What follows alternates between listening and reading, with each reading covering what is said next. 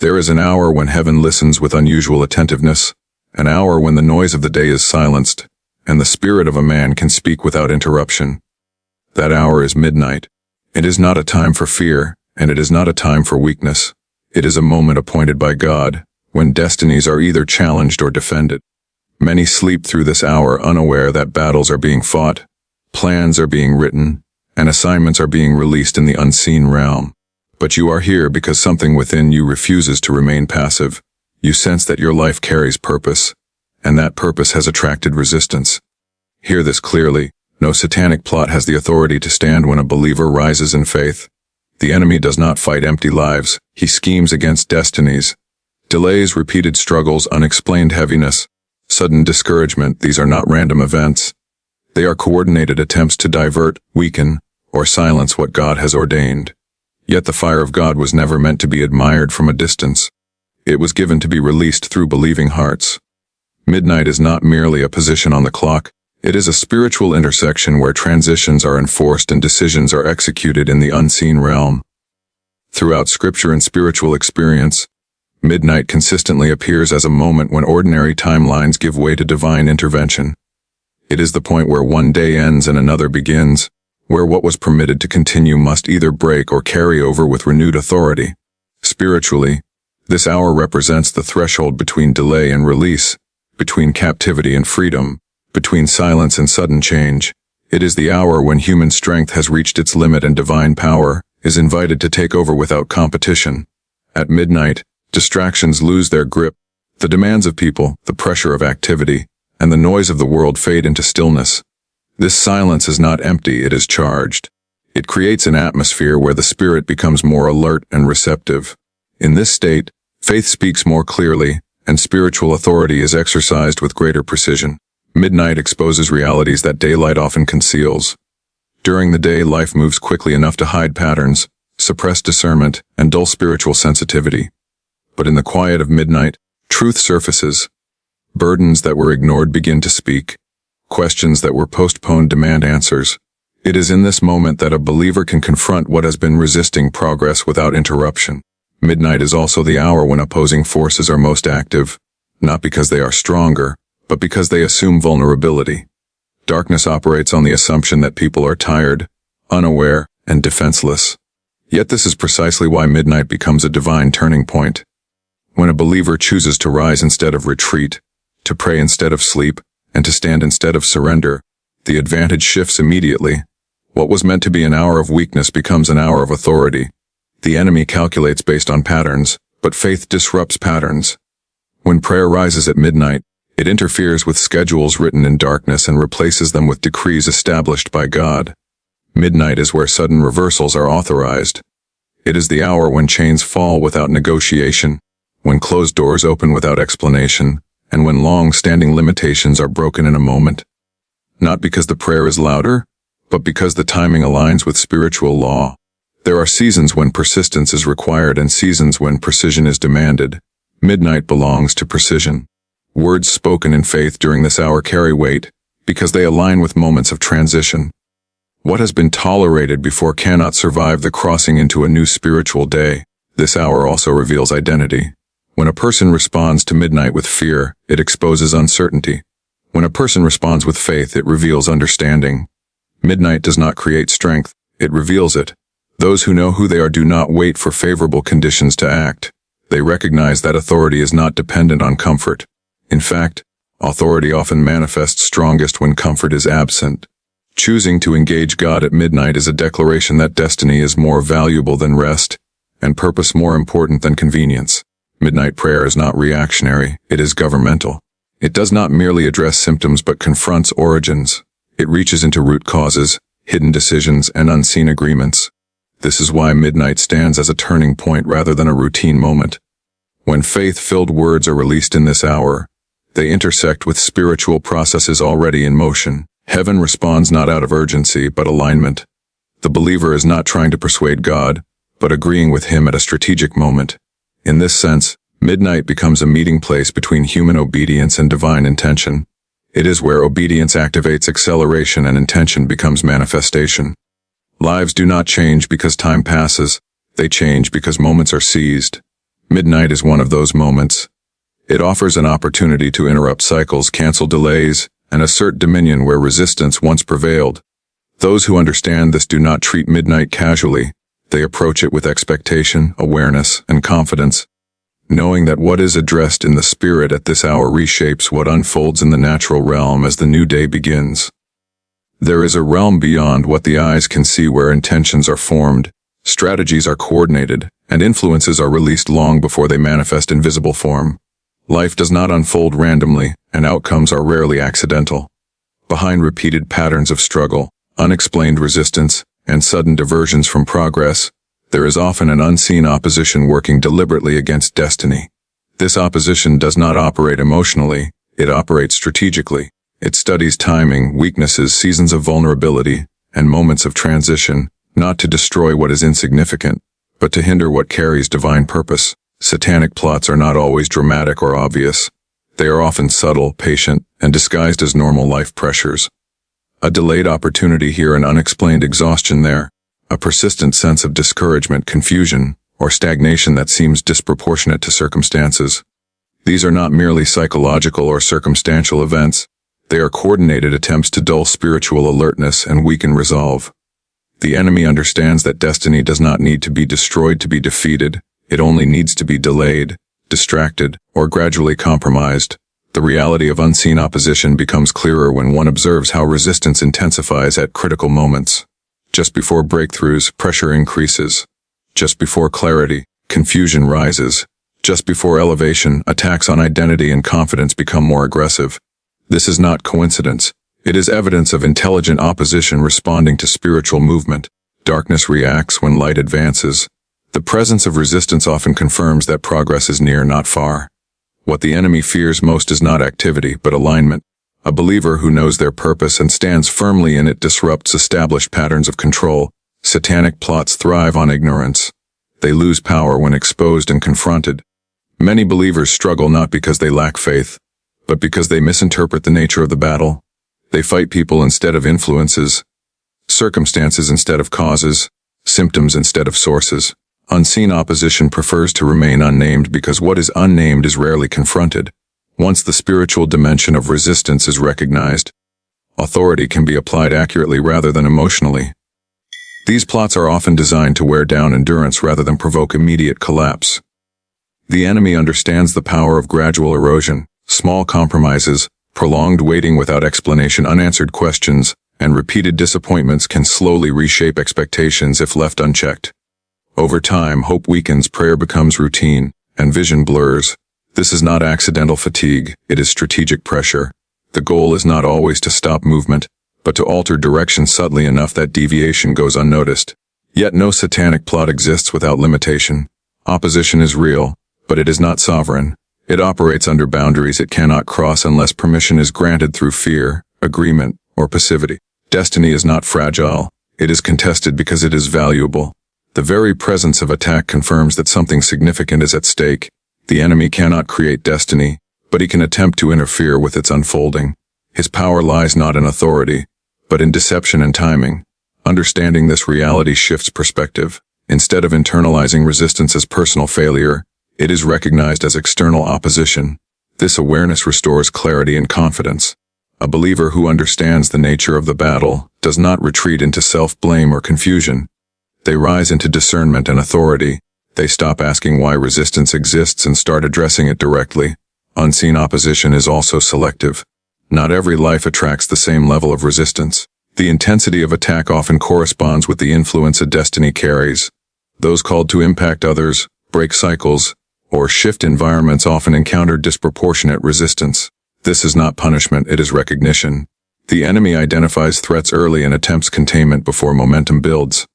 However, opposition always overreaches. In attempting to suppress destiny, it often exposes itself. Pressure reveals purpose. Resistance clarifies calling. What was meant to intimidate becomes confirmation. When recognized and confronted through prayer and faith, satanic plots lose their advantage. They depend on silence, delay, and unchallenged access. Once challenged, they collapse under authority they cannot resist. The unseen realm responds to awareness. When a believer becomes conscious of spiritual opposition, alignment changes. Prayer becomes targeted. Faith becomes assertive. Identity becomes settled. At that point, plots that were carefully layered unravel quickly, because they were never built to withstand confrontation. They were designed to operate quietly, beneath awareness, relying on uncertainty and delay rather than power. Prayer was never designed to be an expression of desperation or uncertainty. It is the exercise of authority rooted in relationship and truth. When prayer becomes a plea born out of fear, it misrepresents the position of the believer and misunderstands the nature of God. Authority does not beg for permission to act. It speaks from a place of right and alignment. In spiritual matters, tone matters because it reflects understanding. A believer who prays as though trying to convince heaven has forgotten who heaven already recognizes. True prayer begins where identity is settled, not where insecurity dominates. Throughout spiritual history, the most effective prayers were not emotional outbursts but confident declarations. They were not lengthy explanations of pain but clear expressions of trust and command. Authority in prayer is not arrogance. It is agreement. It aligns with what God has already established and gives voice to what has already been decided. When a believer prays from this position, they are not asking God to act.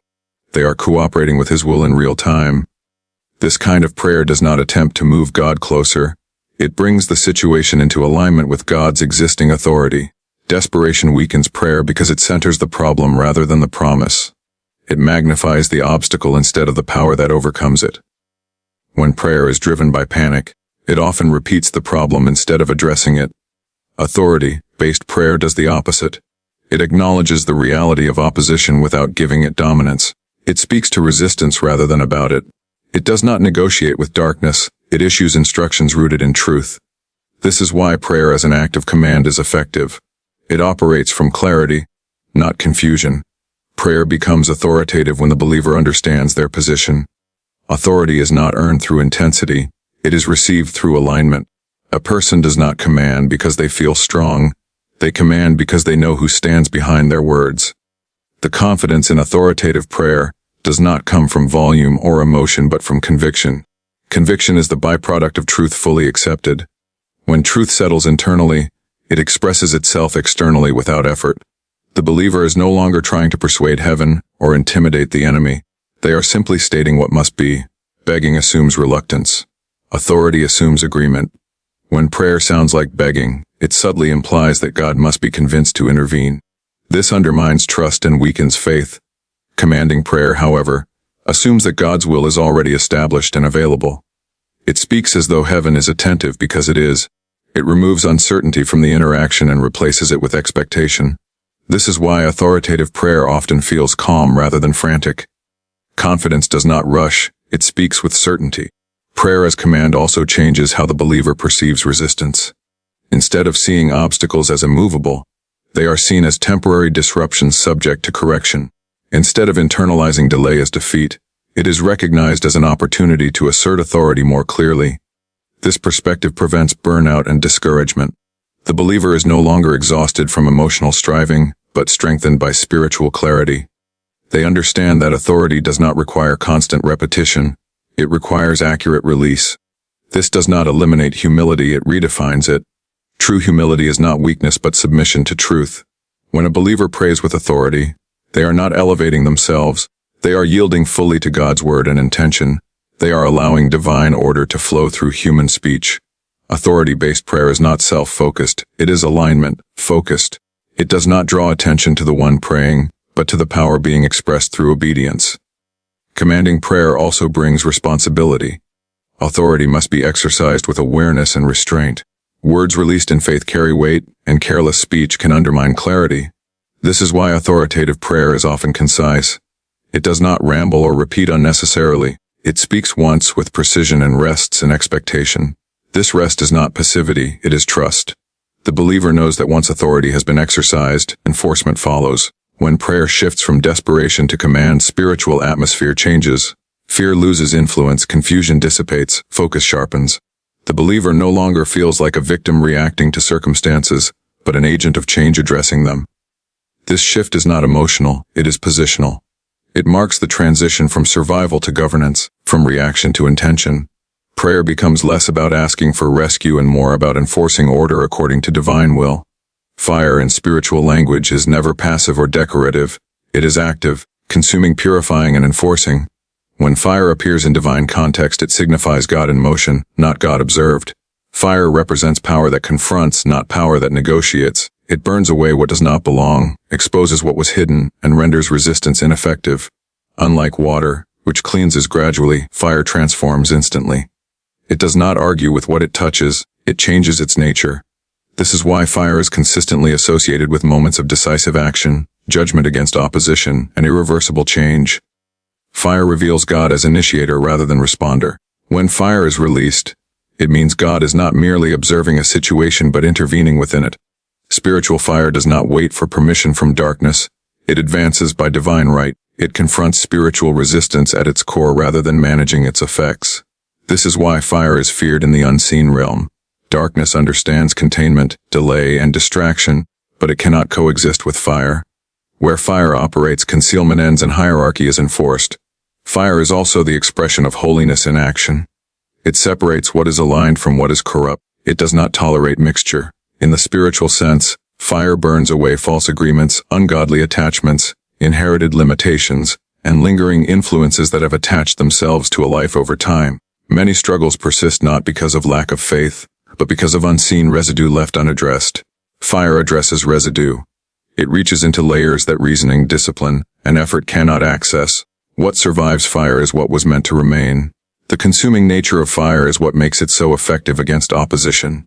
Satanic plots depend on structure, continuity, and secrecy. Fire dismantles all three. It disrupts structure by destroying foundations. It interrupts continuity by ending cycles abruptly. It eliminates secrecy by exposing what was concealed. Fire does not target symptoms, it targets systems. This is why fire is not merely defensive but offensive.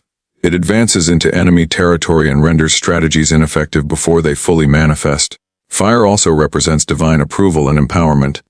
When God releases fire, it is a confirmation that what follows carries his backing. Fire signifies that authority has been granted and enforcement has begun. This is not symbolic enthusiasm, it is operational power. Fire indicates that God is actively involved in the execution of his will. Where fire is present, heaven's resources are mobilized and resistance is overridden by superior authority. Spiritually, fire changes atmosphere. Atmospheres shape outcomes. An atmosphere charged with fear, confusion, or heaviness restricts movement and clarity. Fire alters atmosphere by displacing what cannot withstand its presence. This is why environments shift when fire is released. Peace replaces anxiety, boldness replaces hesitation, clarity replaces confusion. Fire does not negotiate with atmosphere, it establishes one. This is particularly important in moments of intense opposition, where atmosphere itself becomes a tool of resistance. Fire also demands proximity. It cannot be engaged from a distance. To release fire requires faith that is willing to draw near, to stand firm, and to remain present until transformation occurs. This proximity refines the one releasing it as much as it confronts what opposes them. Fire purifies intention. It strips prayer of performance and replaces it with sincerity and alignment. Those who engage fire are changed by it. Their confidence becomes settled, their faith sharpened, and their discernment clearer. Unlike emotional excitement, fire does not fade quickly. Its effects are lasting. What fire removes does not return in the same form. What fire establishes does not require constant reinforcement. This permanence is what distinguishes fire from temporary relief. Fire does not calm a storm, it ends it. Fire does not suppress resistance, it eliminates its capacity to persist. This is why spiritual fire is associated with freedom that does not relapse and breakthroughs that do not reverse. Fire is also intentional. It responds to alignment, not desperation. It is released where authority is recognized and exercised correctly. Fire flows through confidence rooted in truth, not through noise or intensity alone. It moves where faith is settled and purpose is clear. When fire is released, it confirms that the moment of confrontation has been authorized, and that the outcome has already been determined. In spiritual conflict, fire is not a last resort, it is a primary instrument. It represents the decisive nature of divine power when patience has accomplished its purpose and the time for enforcement has arrived. Fire does not linger or delay. It accomplishes its assignment fully and withdraws only after order has been restored. What remains after fire is alignment, clarity, and forward movement without resistance. Awakening to identity is the moment a person stops viewing life as something that happens to them and begins to recognize life as something entrusted to them. Destiny does not respond to wishes or intentions, It responds to awareness. Until identity is understood, power remains dormant, authority remains unused, and purpose remains vulnerable to interruption. Many live beneath their assignment not because they lack calling, but because they have not awakened to who they are meant to be. Identity is the access point through which destiny flows. Without it, even genuine effort produces limited results. Spiritual awakening begins when a person realizes that their life is not accidental and their presence is not incidental. Destiny is not defined by talent alone but by assignment. When someone awakens to this truth, they stop measuring themselves by circumstances and start measuring circumstances by purpose. This shift is internal before it is external. It does not announce itself loudly, but it rearranges priorities quietly. What once felt overwhelming becomes manageable. What once intimidated begins to lose its grip. Awareness of identity stabilizes the inner world before it ever changes the outer one. Opposition often targets identity before it targets destiny. Confusion, comparison, insecurity, and doubt are tools designed to keep awareness blurred. If a person does not know who they are, they will misinterpret resistance as rejection rather than confirmation. Awakening corrects this distortion. It reframes pressure as evidence of value and struggle as indication of impact. A person who knows they are appointed does not interpret difficulty as disqualification. They recognize it as friction created by movement. When identity awakens, language changes, prayer changes, decisions change. The believer no longer asks whether they are allowed to stand. They know they were assigned to stand. This confidence is not emotional, it is settled. It does not fluctuate with circumstances because it is rooted in understanding rather than feeling. Awakening does not remove challenges, it removes confusion. It brings clarity where chaos once operated and direction where hesitation once lingered. Awakened identity also restores responsibility. Destiny is not passive. It requires stewardship. Awareness produces ownership. When someone realizes they carry something that affects more than themselves, they begin to guard their thoughts, words, and actions differently. They understand that compromise does not merely affect comfort, it affects assignment. This awareness does not create fear, it creates focus. It sharpens discernment and strengthens resolve. The awakened believer becomes intentional rather than reactive. Identity awakening also breaks agreement with limitation.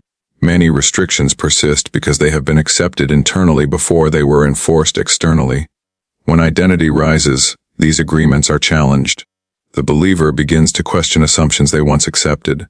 They recognize that not every pattern is permanent, and not every delay is final. Awakening restores the ability to confront limitations without internal resistance.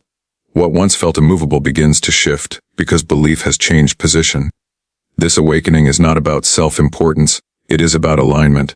True identity does not inflate ego, it stabilizes purpose.